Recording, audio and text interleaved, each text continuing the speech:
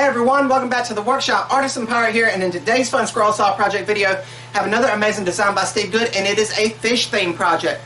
Myself and several of my friends and several other people around the world love the sport of fishing or going to fish and just casting a line.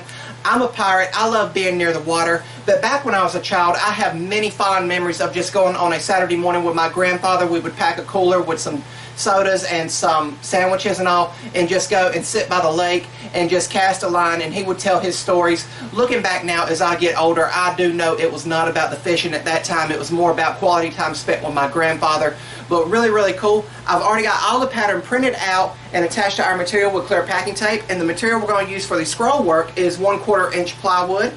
But really cool. It's going to have 3 layers there with the backer board, and then the next layer you see some of the detail coming through, and then the top layer, which is the centerpiece, which is of course the fish. And I'm going to stack cut 2 of these and make 2 of these at one time out of the 1/4 inch material, not only to support some of the fragile detail that you see in here, but also I think this fish piece here could be a standalone scroll saw piece. Some scroll saw patterns are like that, where just one piece of it could work as a standalone piece or a feature to another project. But really cool. Since everything is prepared, let's head over to the drill press, drill all of our pilot holes so we can come back to the scroll saw and start scrolling. And over here on the drill press, we're going to begin by drilling all of our pilot holes for internal cutting, and there is several in this project, and we're just going to take our time and get through them all. I am using a number 2 reverse tooth blade for all the cutting in this project. Keep that in mind. I usually use a number 5 blade, and I am using a number 2 blade for all the cutting in this project. If you guys would like to try this pattern, it is available as a free pattern download over at Steve Good's scrollsawworkshop.blogspot.com website over in his free pattern catalog. Now the number 2 blade is doing just as good as a number 5 blade. It's just a little bit smaller for some of the more intricate cuts on the fish here. And as you can see, even stack cutting 2 pieces of 1/4 inch plywood, the blade is still doing just as good as the number 5 blade would do, with minimal chip out, which is always good when it comes to sanding. And as always, I'm taking my time and letting the blade do the work. As I said, I have several fond memories of fishing with my grandfather, who taught me woodworking. Those are memories I will cherish all my life, and great memories to look back on. Need to get back to fishing. It is a very relaxing thing to do. And I never keep the fish. I always catch and release. But that's just what I do. Beginning the final internal cut here, which is the biggest one. Always saving the biggest internal cut for last. And now once I retension the blade, it's just a matter of releasing all the pieces from the waste wood and following that outside line. If you guys like what you're seeing, I would highly encourage you to subscribe to my YouTube channel, and also follow me over on Instagram at Artisan Pirate. I'd really appreciate the support. Going now and cutting out the final backer piece of this project.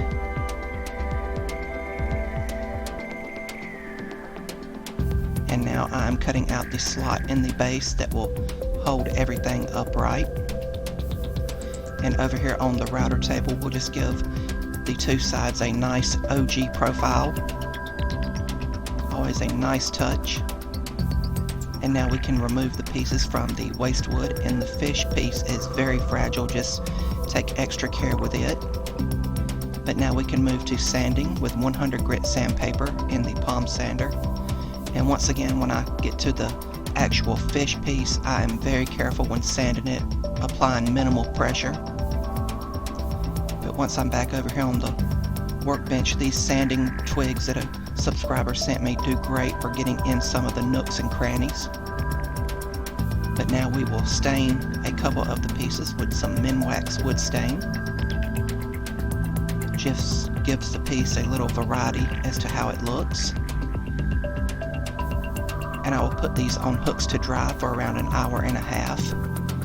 And once they were dry, it was time to start assembling everything with CA glue.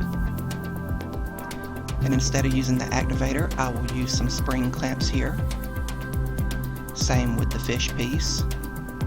And I will give that about 5 minutes to dry thoroughly. And I will come back and remove the clamps and attach the piece to the base again with CA glue, and this time I will use the activator just to make sure everything's secure. And then it will be on to finishing, which will be Rust-Oleum clear gloss. And once that dries, the project is complete.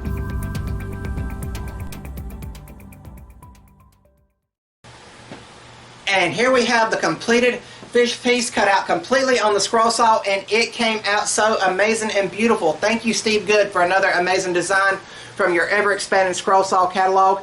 It took me around 40 minutes to do all the scroll work in this video, and of course the hardest part to scroll out in the whole project is the fish. There is some tedious cutting with the fins and the gills of the fish. I just took my time and let the number 2 reverse tooth scroll saw blade do the work. That is the same blade I used for the entirety of the cutting on the whole entire project for the scroll work. But really cool. I just took my time and let the blade do the work, and then the clear coat we added at the end really made everything pop and made it uniform. Of course, the 3 layers of 1/4 inch plywood here really give it a 3D look, and the 2-tone look I went for I think gives this a very rustic and southern vibe. But really cool, really amazing. Of course, you have the option to stain everything different colors to really make it unique. This is just how I wanted it to look. And now every time that I look at this piece displayed, I'm going to think of the times I spent with my grandfather casting a line on the side of a lake. And of course, back then it really wasn't about catching a fish. It was more about spending time with the man that introduced me to the world of woodworking and listening to his stories. Those are memories that will last a lifetime. But really cool. And of course, because we stack cut the fish, we have another one here to do something with later on. I think this would be a great standalone project with just a basic backer board on it to give as like a trophy to someone who fishes, or if you have maybe a wooden display case for your nice fishing rods, you could add this to it to maybe one of the doors on it or something.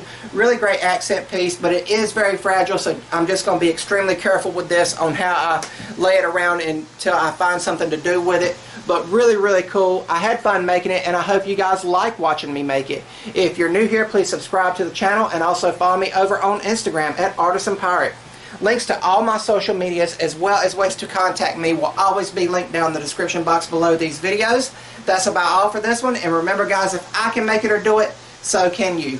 I'm the Artisan Pirate. Take care, and I'll see you guys real soon.